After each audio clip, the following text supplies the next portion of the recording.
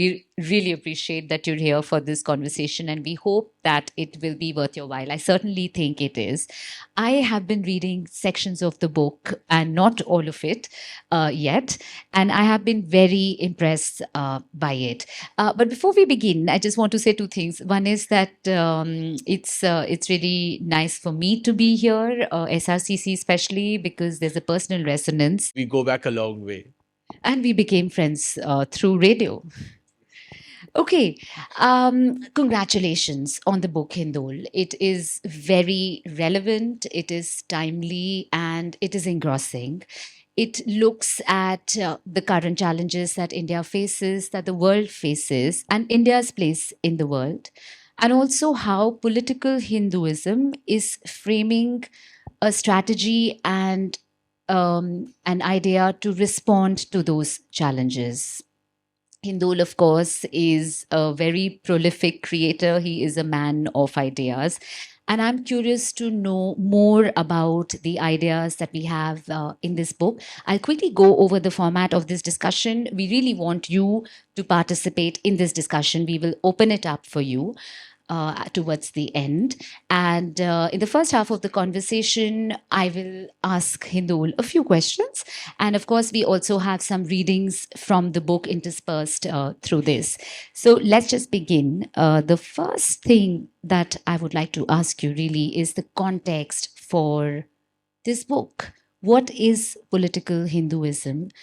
And how do you differentiate it as a concept? And why did you choose to write about it? Thank you. I'm absolutely delighted to be here. Like I said, it brings back great memories. But, I have written many books. This is my 11th book. And I've been thinking about Hinduism, its broad context, and its engagement with the world. Literally the first sentence of this book clarifies that this is not a book on Hinduism, the faith. It is a book about Hinduism's engagement with the world, which is political Hinduism. It's important to understand that all faiths have a political aspect, all religions. Why? Because if you practice faith on your own, at an individual level, you meditate or you pray or you chant, whatever it is that you do your rituals in a private space, you don't have to engage with the world, and therefore there is no political aspect. But most faiths cannot be that. They are about hundreds and thousands and millions of people practicing it. So they have to engage. There's institution building. They have to engage with the world.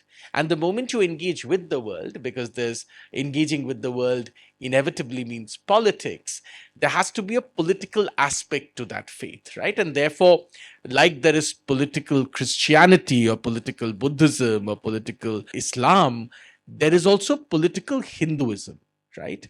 Hinduism's engagement with politics.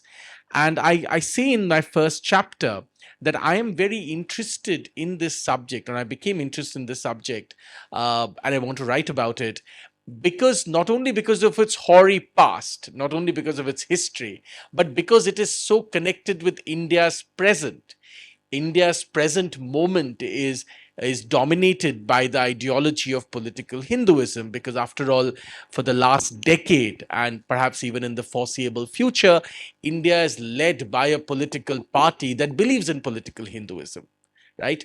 It is led by a cabinet of ministers, all of whom swear by the ideology of political Hinduism. In fact, many of them are from the, in a sense, the nodal organization of political Hinduism, the Rashtriya Swayamsevak Sangh, or the RSS, right? And that has a very interesting interaction and history, and therefore I am interested in it. And I think globally, this book has just been published in the US and the UK and other parts of the world, and I think there was global interest because here is a almost $5 trillion economy, maybe going to a $10 trillion economy, the fifth largest economy in the world, a country of 1.4 billion people. What happens in India determines what will happen in the world, right? China and India are going to be the two defining forces in a sense of the future. So it's very important to understand what's going on in India and what happens in India. And what happens in India, what is happening in India, is guided in its politics by the ideology of political Hinduism. And therefore, I think this was an important moment to try and understand what is political Hinduism, where does it come from, what does it believe in, and, where perhaps, and of course, nobody can know the future, but perhaps where is it going? That's a very neat summary of what is very complex. You've explored an entire book on it, and I do urge you to pick up this book to really understand what is going on in contemporary India right now and all the shifts that are underway. Now, one of the things that you have explored in the book, and it's all around us, really, we see it, is the shift from the fringe to the mainstream of political Hinduism, where it's much beyond the ruling party. We look at it in social spaces, we look at it in books and in movies. How do you see this has happened? As I explain in the book, political Hinduism in India is always connected with the BJP and RSS. But the BJP and RSS came much, much later. Political Hinduism has a much older history. And most people immediately at this moment, perhaps many among you, would immediately be thinking about Savarkar. And my friend Vikram Sampath has written a wonderful, 2 volumes on Savarkar. But actually, political Hinduism doesn't even begin with Savarkar. That's a mistake. It doesn't even begin with Chandranath Basu, the other person some people mention. I say in my book, and perhaps because it's in the Bengali language, a lot of non-Bengali speakers don't know this and don't understand this. Actually, the first time the word Hindutva is used is in Anandamath, Bankim Chandra Chattopadhyay's Anandamath, the same book that gave us Vande Mataram. So I found it very interesting that, India's national song, right, at independence, and in the creation of the modern Indian Republic, and India's defining political ideology in this era, both originate from this one book, Anandamath. And what is Anandamath about? I'm retranslating the Anandamath, which is a forthcoming project of mine, to English. The Anandamath tells a story of a time when Bengal is really being oppressed by, in a sense, the minor Nawabs in association with the East India Company, right? After the death of Shirajud-Dowla, Bengal went through a steep period of decline where all these puppet Nawabs ruled and they were hand in glove with the East India Company. And, those were the time, many of you would have heard of this, great famines happened in Bengal. So Bankim Chandra Chattopadhyay was in a sense of, a part and parcel of his time, right? And he saw this decay. And he wrote about this adventure story of these warrior monks, from forests who come and help people and save people and so on and so forth, right? And he envisaged a time when India would become better, would become greater, and all of that, right? So that's the first time, Hindutva, the word Hindutva is ever used. And I mentioned that in my book. I don't get into, when we discuss this, people always ask, where does it begin from? As a historian, that's a bit of a mug's game. You can never really say where it begins from. Let me give you an example why we cannot say that. Some people will say, well, what about Shivaji, right? So now Shivaji Maharaj famously said, Hindvavi Swarajya, freedom and a nation for the Hindus, right? But at the same time, other people would say, but you're saying he wanted the nation, for the Hindus, but he had, these great Muslims in his army and so on and so forth, engaged very effectively with them. Now, the point is, this dichotomy will always ensure that you can never really, we can't go back and ask Shivaji Maharaj what he really felt about this, right? What is important as a historian, therefore, is, and I say this in my book in the first chapter, we have to understand what are the figures and what are the historical incidents that are important to the self-narration of that ideology. The people who lead this ideology, what are the historical incidents, what are the historical characters they are interested in? So Shivaji Maharaj is important. Why is it important? Not only did he famously say Hindvavi Swarajya, but Vivekananda is talking about Shivaji. Aurobindo is talking about Shivaji. Tagore is talking about Shivaji. So there is Shivaji in the mindset, in the minds and the imagination of all these people. And then, of course, Savarkar spoke about Shivaji Maharaj, and, it goes down. So my book talks about all these incidents and characters which are supremely important to the self narration of political Hinduism, and then we sort of connect all that to the present to try and understand, what's really going on. Thanks, Sindhul. I know that the first reading that you have prepared is on that. But before we do that, I have one question that I think is one that I must ask, keeping in mind the audience that we have here. You know, we have the Gen Z of India, and we have a country which is really made up of the youth demographic. How does one of the oldest religions in the world align with this demographic? And also in your book, you've talked about a sort of strain of cultural revivalism that you see in young people. Can you talk more about that? No, absolutely. Look, it's very clear.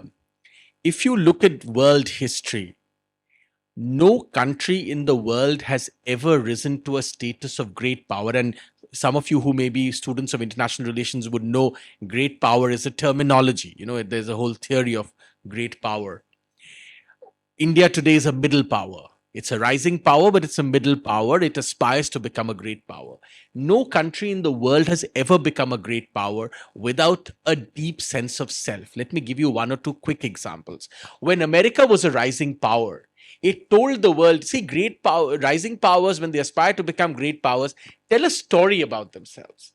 That story is told to two kinds of audiences. One is an internal audience. You must tell yourself the story. It's a bit like, think about it, as if the nation is behaving like an individual, right? When you want to become big or important or famous or successful, you have to tell a story about yourself. Who do you tell that story to? You first tell that story to yourself. It's an internal audience. Then you tell the story to an external audience. So in international relations, we say first there is an internal projection of the story, then there is an external projection of the story. When America was a rising power, it told us that it was this great land of freedom, right? The land of the free and the home of the brave. It's literally written in the American anthem, right? It is a city upon the hill. It shines its light. What is written on the base of the Statue of Liberty? It shines its light, welcoming the oppressed from other shores to light and freedom. It is the ultimate place where, anybody can go, and if they have talent and if they have diligence and if they can work hard, they can fulfill and embrace the American dream, right? As China is rising to become a power, it is also telling a story. What is the story China is telling? China invented this entire theory called a civilizational state. And it's quite ironic that China, works on this framework today, because remember, China did more to destroy their civilization than any other country in the world. And I recommend these three brilliant books written by this wonderful historian called Frank Dikötter on Mao's revolution, the cultural, revolution, Mao's great leap forward, and what happened during that period, right? Everything about China's great history and culture was, they tried to destroy it, burn all the manuscripts, break down all the temples, everything, right? Today, China has embraced Confucianism. Today, it says that we are a civilizational state. We are not a great power because of what is today. We are a great power because we have such a long history and tradition. Funnily enough, India, and one of my future projects is India as a civilizational state. It's a big book I'm writing.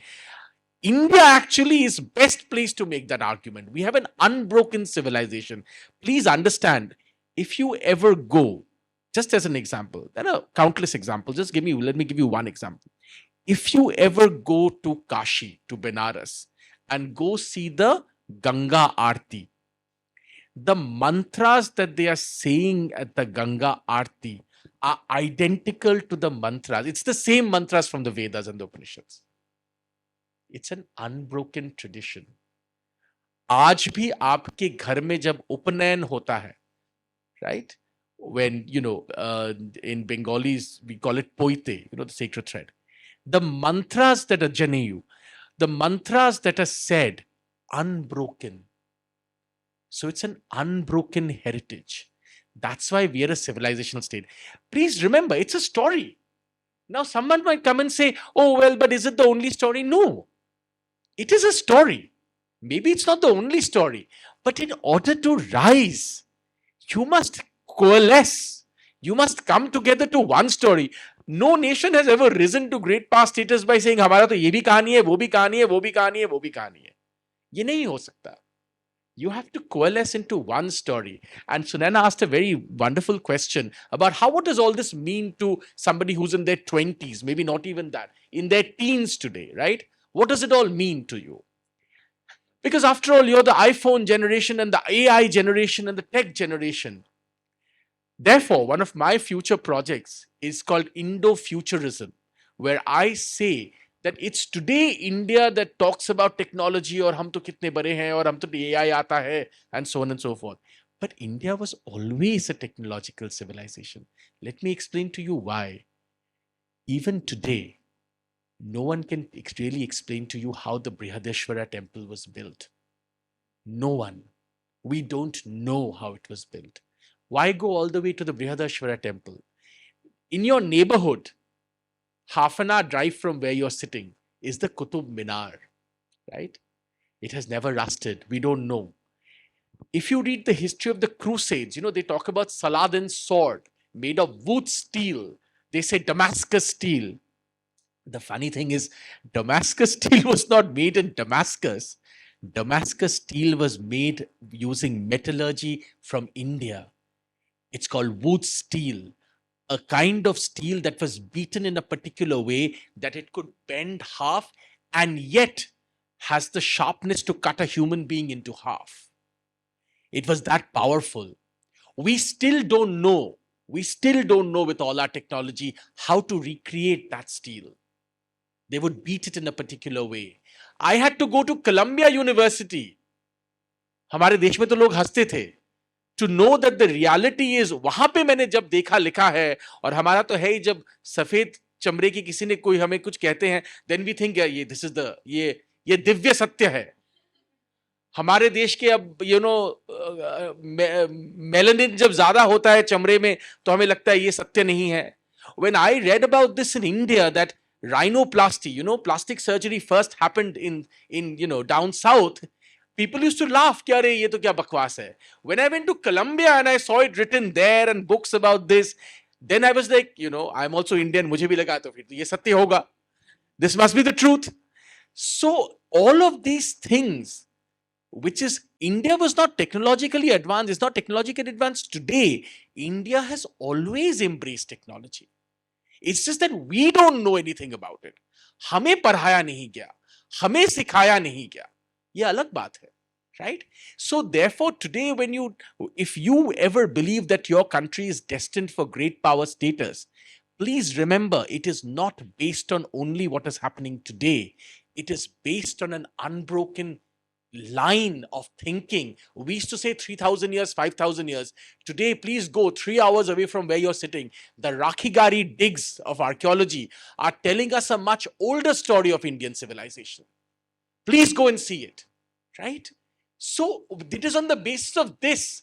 This is the story. Now, some of you may say, I don't agree with the story. Fine, that's fine. But in order for India to become a great power, this is our story. No, we are the only strange country that doesn't have a grand narrative about itself. But this must be our grand narrative. This is who we are, right? Technology is ours not because Bangalore exists today. Technology is ours because the Brihadashwara temple exists. And even today, the greatest architects cannot tell you how they built it, right? That is why we are destined to be a great power. At least we, people like me who believe India is destined to be a great power, this is the story we must tell. And this is the story we tell, right? Now, some of you may again say, but we have lots of problems. When America was becoming a great power, they had race riots, right? No country, China, with all the devastation that they have, claims that they are a great power. So problems to hongi. But it's very important to understand the grand narrative of your own country. And this, in my humble opinion, is our grand narrative. And I'm pretty sure that everyone here would like to come in at this point. But let's just dig deeper for a while yet and continue with this. I know that you have this reading plan, which looks at the history of the printing press in Bengal. And in particular, this man, Chandranath Basu, who of course played a pivotal role in spreading some of these ideas of political Hinduism, a man of letters and of education. And that's the part that I think is fascinating, because the notion that we have that the Western educated elite has traditionally stayed away from this is a myth that you try to break. Over to you. So we begin with technology in this story again, right? The arrival of the printing press in Bengal in 1777 created a new genre of popular literature in the Bengali language by men who had been educated in British founded institutions and trained to embrace ideas in the English language. The classic example was Bankim Chandra Chattopadhyay, now considered the father of modern Bengali literature. Chattopadhyay was among the earliest students at Presidency College and the University of Calcutta, both explicitly set up to impart English language education among the locals by the British. Let me quickly, as an aside, give you, there's a reason why the British elite are really, as many of you would say, pissed off with Indians. You know why?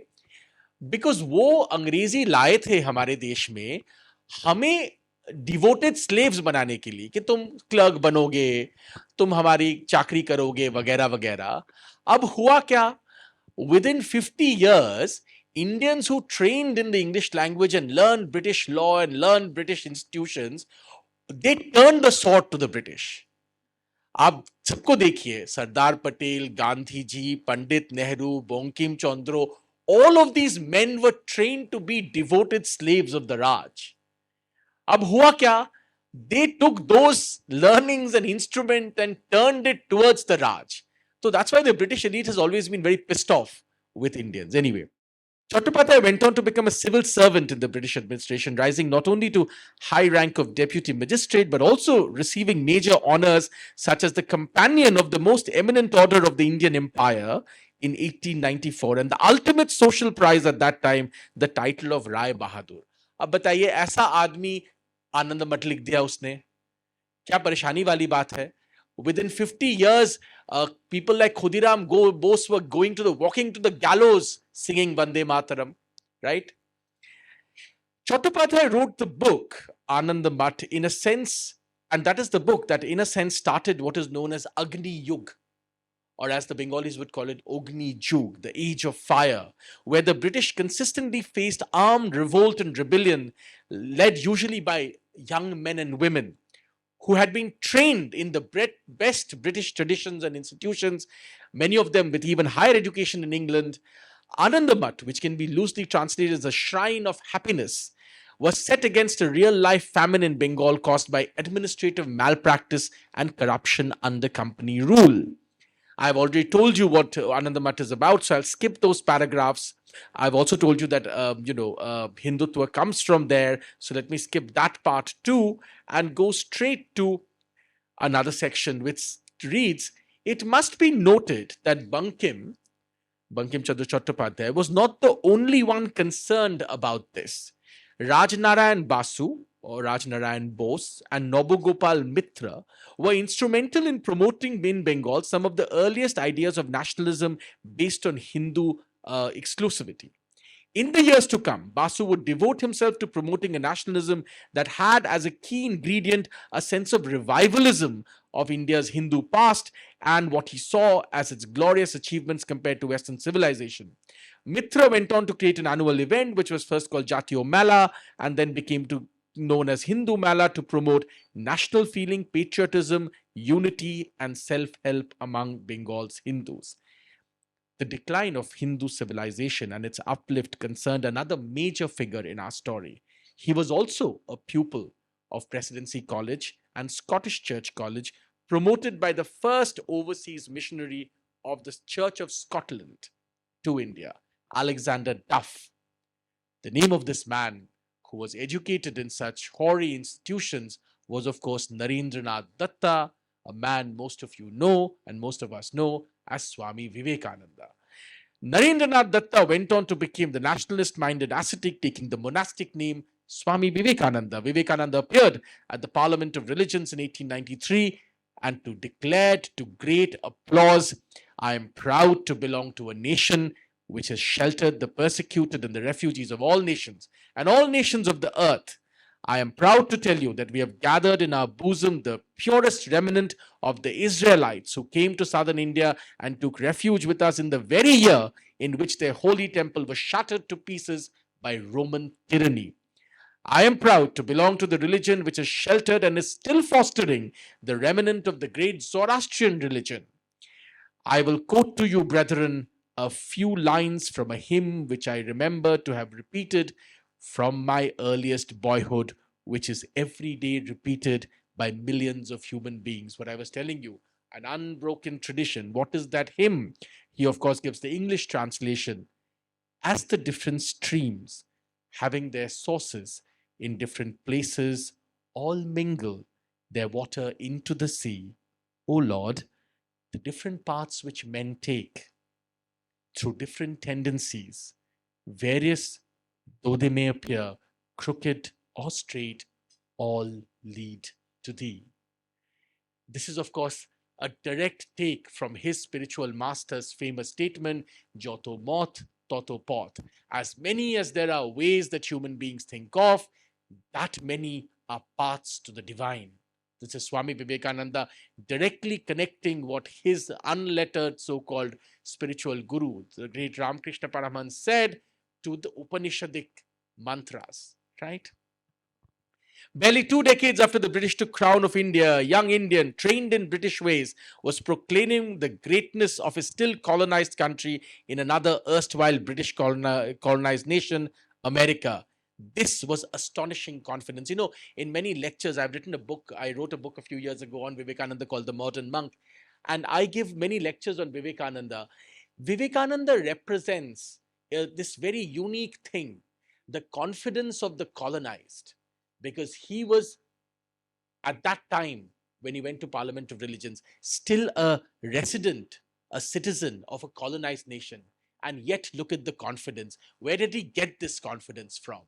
We must ask ourselves, where did he get this confidence from? Because all around him, he was from a colonial country. But he got this incredible confidence from his understanding of India's civilization, right? Vivekananda is important in our story because he's often regarded as one of the architects of modern Hinduism, a pioneer of Hindu missionary activities in the West, and a founder figure of modern yoga.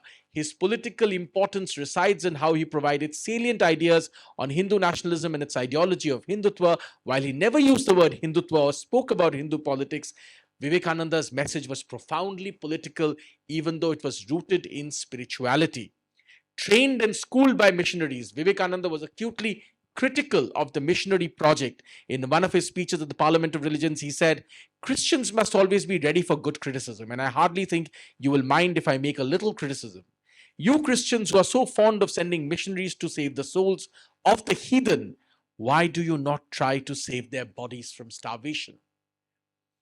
In India, during terrible famines, thousands died from hunger, yet you Christians did nothing. You erect churches all around India, but the crying evil in the East is not religion. They have enough religion, but it is bread that the suffering millions of burning India cry out for with their parched throats. They ask us for bread, we give them stones. It is an insult. And this is a famous line, many of you may have heard this. It is an insult to a starving people to offer them religion. It is an insult to a starving man to teach him metaphysics. Look at the clarity of thought. And this is why the Ramakrishna mission that he builds these, n number of feeding places. It builds enormous numbers of hospitals and so on and so forth. I will end with one last bit, and I think this is particularly important. One of the people Bankim Chandra Chattopadhyay took on in his lifetime was a man called Reverend William Hastie, or what was at that time called the General Assembly Institution. Now, of course, we know it as Scottish Church College. Now, General Hastie had, Reverend William Hastie had written this tract which was brutally critical of Hinduism, saying that this is all, terribly backward and oppressive and all of that, right? Bankim Chandra wrote an answer in the Statesman newspaper. Many of you might remember the Statesman. And he wrote this. Hastie has written in the most insufferably arrogant terms about a Shraddh ceremony conducted on the occasion of the death of a grandmother of a Calcutta grandee, condemning the long list of English-educated Bengalis who had attended this ceremony. See, this is the problem they always had, that all these English-educated people would then go back to, what they thought of as all these, terribly oppressive and backward things. Since they had received English education, he declared, they couldn't surely believe in the religious rationale of the Shraddh. Therefore, they were either hypocrites or deluded. Bankim, who had not attended the ceremony, gave a robust answer under a nom de plume. He wrote, and Bankim reveals his understanding of image worship in Hinduism in this. The issue is not whether this understanding was factual. The issue is what Bankim's view happened to be. And according to his view, image worship, in brief, is the earthing, the embodiment of human ideals, or to put it differently, it is a human way of making the divine accessible. I wanted to read this to you from 1882, written by Bankim Chandra Chattopadhyay, because this is one of the earliest modern defenses of what you're about to see tomorrow. Because what Bankim is talking about here, of making the deity or making the divine accessible through a form, is essentially Pran Pratishtha. This is exactly what's going to happen in Ayodhya tomorrow. So in 1882, the man had this kind of clarity to write to the British, to write to a reverend, that this is what we mean when we, you think of this as backward and superstitious. No, in our tradition, this is about making the divine accessible in a form that people find relatable, right? So I wanted to end with this because it's so, and see, this is why I wrote the book. All of this is, of course, many years in the past, but it directly talks to our present. That was fascinating. We're now going to move from the 19th century to what you've planned as the context of the 20th century, in fact. And in this section, you've juxtaposed something which I found was fascinating. You pick up two books which are seminal and important in the history of modern India. You look at Nehru's book, Discovery of India, and you look at Veer Savarkar's Hindutva. You draw comparisons to show that unexpectedly, because no two men and no two books could be more antithetical, but there are convergences. And what is common to both of them is reverence for country. So let's hear more about that. So this section actually began as a paper. It was literally the first paper I wrote when I was at Oxford. And we were asked to, think of something innovative for our subject. And the subject, of course, was, India, its nationalist period, and so on and so forth. And we were asked to do an examination of texts, right, and textual matter. And I, of course, had read both books. And it occurred to me one day, I was reading a whole bunch of tracts on, thinking about nationalism and about this famous statement many of you have read about a nation being an imagined community and so on and so forth, right? So imagination was something I was thinking about, how do human beings imagine their nation? And it occurred to me that, and I was reading Simon Sharma, talking about the footsteps of pilgrims, determining landscape and this, that, and the other. And it occurred to me that even though today and every day you hear this in your television channels and so on and so forth, Savarkar and Nehru are supposed to be two extreme poles. Savarkar is one end, Nehru is at another end, right, so to speak. But if you read their early conceptions of the nation, they are dramatically similar. Even though it's almost blasphemous to say this today. You'll be attacked from all sides if you say it. But it's impossible to miss that their early conceptions of the nation, they may have taken divergent political paths later in their life. That's an entirely different thing. But I am talking about their initial fundamental core imagination of what India is. What is the nation, right? What is this nation that, they were all thinking about? And that is dramatically similar. Allow me to read to you.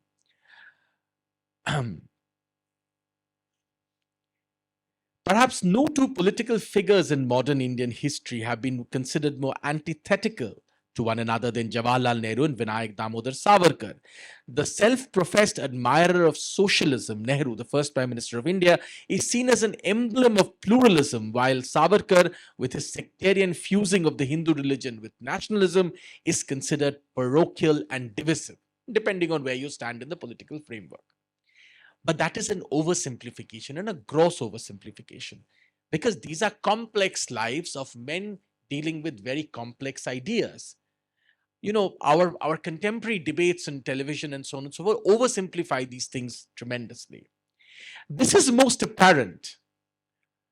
The ideational, if not the ideological, overlaps between them, especially in conceptualizing Indian nationhood, is most apparent in two seminal texts: Discovery of India, 1946, and Hindutva, and Savarkar's Hindutva, 1923. In these books, please note, and you will note as I read this, they start at the very same conceptual points, even though they arrive at different destinations. Embedded in these texts are themes that are considered key to the worldview of political Hinduism. But as a careful comparison shows, these views were perhaps part of a broader consensus in some ways of thinking about the nation at that time. There is a reference to sacred geography, which holds for both these men the hidden heart of national identity, the shared narrative of masculinity, a framing of Eastern nationalism which they feel compelled to contest, a cultural inadequacy, and a need to address caste discrimination. Both Nehru and Savarkar, remember, are vigorously against caste discrimination. The comparison between Discovery of India and Hindutva shows the modern Indian nation was created through an ideological tussle whose dispute is well documented, but its commonalities at origin are often ignored. In doing so, it depicts a key argument of my book, this book. The reason for political Hinduism's sustenance and its long historical longevity is the consensus around many of its conceptual ideas, even though the political manifestations may be very different. At that time, and allow me to a few seconds to go away from the text. If you look at Congress's early history, Congress used to be a big tent, what we today call a big tent party. Everybody was part of the Congress. The hard left, the soft left, the medium left, the hard right, the soft right, the medium right, the conservatives. Everybody was part of the Congress. Rajendra Prasad was part of the Congress. Maulana Azad was part of the Congress. Sardar Vallabhbhai Patel was part of the Congress. Nehru was part of the Congress. Subhash Chandra Bose for a time was part of the Congress. Everybody was part of the Congress, right? So how could they exist together in this big tent? Because they had some fundamental conceptual agreements, right? And that's very important to note. So I'll give you just one example, and you can, of course, read the book. I wandered over the Himalayas, which are closely connected to old myth and legend.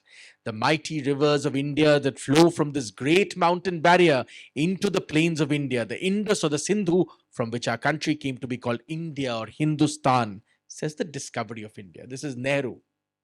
What does Savarkar say? The great Indus was known as the Hindu to the original inhabitants of our land, and owing to vocal peculiarity of the Aryans, it got changed to Sindhu, because they were looking for a word comprehensive enough to express the vast synthesis that embraced the whole continent from the Indus to the sea and aimed to weld it into a nation. It is remarkable how close these two conceptualizations are. So I agree completely with the point you said about people being proud of their common identity and their cultural and historical commonality which binds them. So don't you think, but if we proceed in this direction, we have to maintain a caveat as well, because sometimes this taking pride in one's identity can even end into a sense of superiority, a sense of disclusion, and a sense of racial holier than thou attitude in some communities and some people. So what do you think about this? What Okay, so good morning, sir. Good morning, ma'am. So my question is, as India is a secular state, so isn't using Hindutva and relating it with politics, so is it right? So should we can interconnect politics and Hinduism?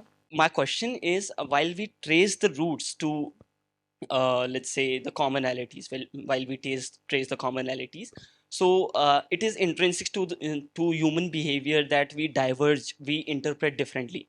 So what according to you is relevant for the politics that you say, like Hinduism?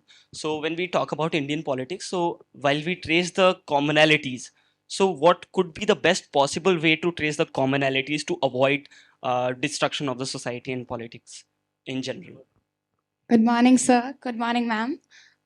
Sir, I want to ask, you told us about Savarkar and Netaji's divergence, or Jawaharlal Nehru, I don't remember.